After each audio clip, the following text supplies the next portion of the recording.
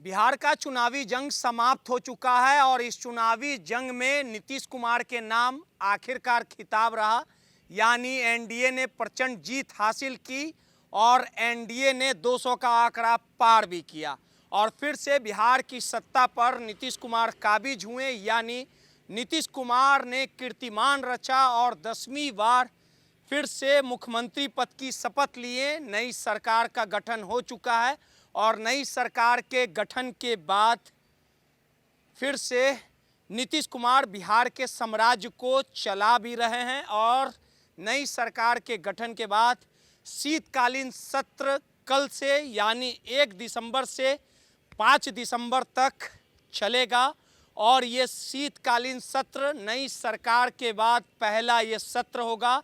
बिहार विधानसभा के सदन में जमकर तू मैं होगी और चुनावी जंग में नीतीश और तेजस्वी के डायरेक्ट मुकाबले में जहां नीतीश कुमार के जीत का डंका बजा, लगातार रोजगार और नौकरी के मुद्दे को लेके तेजस्वी सरकार को घेरने का काम कर रही थी और लगातार तेजस्वी के तरफ से ये दावा किया जा रहा था कि बिहार में सत्ता परिवर्तन होने जा रही है, यानी सरकार बिहार की जनता बदलने जा रही है। लेकिन नीतीश कुमार के आगे तेजस्वी चारों खाने चित हो गए और आरजेडी 25 सीटों पे ही सिमट गई। यानी तेजस्वी का हाल 2025 के चुनावी दंगल में काफ़ी बुरा हुआ।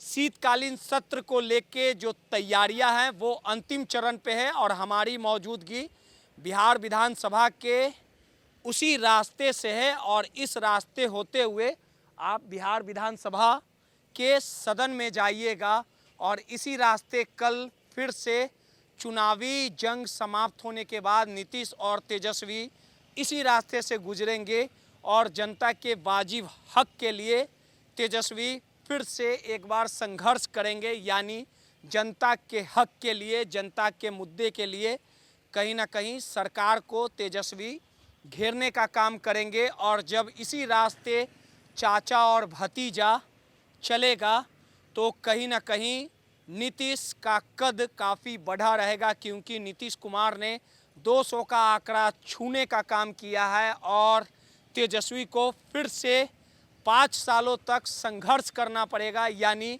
जनता के बीच फिर से उसी रुआब और रुतबे को बनाना पड़ेगा, संघर्ष जारी रखना पड़ेगा और शीतकालीन सत्र में सरकार को घेरने के लिए, जनता के वाजिब हक के लड़ने के लिए, सड़क से सदन तक अपनी आवाज़ को बुलंद करने के लिए कल तेजस्वी यादव ने अपने इंडिया गठबंधन के घटक दलों के साथ बैठक की और बैठक में ये रणनीति बनाई गई कि कैसे शीतकालीन सत्र में जनता को घेरा जाए। कल यानी 1 दिसंबर को नए नवनिर्वाचित 243 विधायकों को शपथ दिलाया जाएगा। उसके बाद बिहार विधानसभा के अध्यक्ष का चुनाव होगा और 3 तारीख को राज्यपाल के अभिभाषण के बाद 2 दिनों तक सत्र में तेजस्वी नीतीश कुमार को घेरेंगे।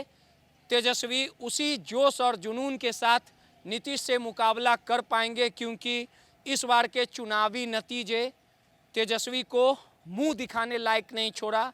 लेकिन कहते हैं राजनीति में सब कुछ जायज़ है, राजनीति में हार जीत होते रहती है। लेकिन कल जब समीक्षा बैठक के बाद तमाम इंडिया गठबंधन के तमाम जो नेता निकले थे, उन्होंने कहा था कि हम सड़क पे रहने वाले व्यक्ति हैं, जनता की लड़ाई लड़ने वाले व्यक्ति हैं।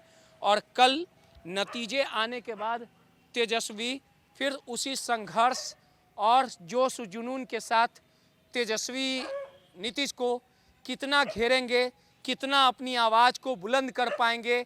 और जब इसी रास्ते से चाचा और भतीजे गुजरने का काम करेंगे तो कौन किस पे सदन में भारी होगा, क्योंकि 2020 में तेजस्वी बिहार की सबसे बड़ी पार्टी के तौर पे उभरे थे, यानी धमाकेदार उनके विधायक जीते थे। लेकिन इस बार जीत का आंकड़ा काफ़ी कम है, यानी 25 सीटों के बदौलत तेजस्वी यादव नेता प्रतिपक्ष की जिम्मेवारी कहीं ना कहीं संभालने हैं। कल देखना दिलचस्प होगा। इस पूरे शीतकालीन सत्र में देखने वाली बात होगी कि उसी कलेवर और फ्लेवर के साथ तेजस्वी नीतीश को घेर पाते हैं और कितना ये सत्र हंगामेदार होता है, ये सब कुछ इसी रास्ते में देखना दिलचस्प होगा। और इस शीतकालीन सत्र के बदौलत नीतीश और तेजस्वी आमने सामने होंगे और एक दूसरे से दो दो हाथ करते नजर आएंगे। सहयोगी दिलखुश के साथ रोहित, माई पीडीए समाचार पटना।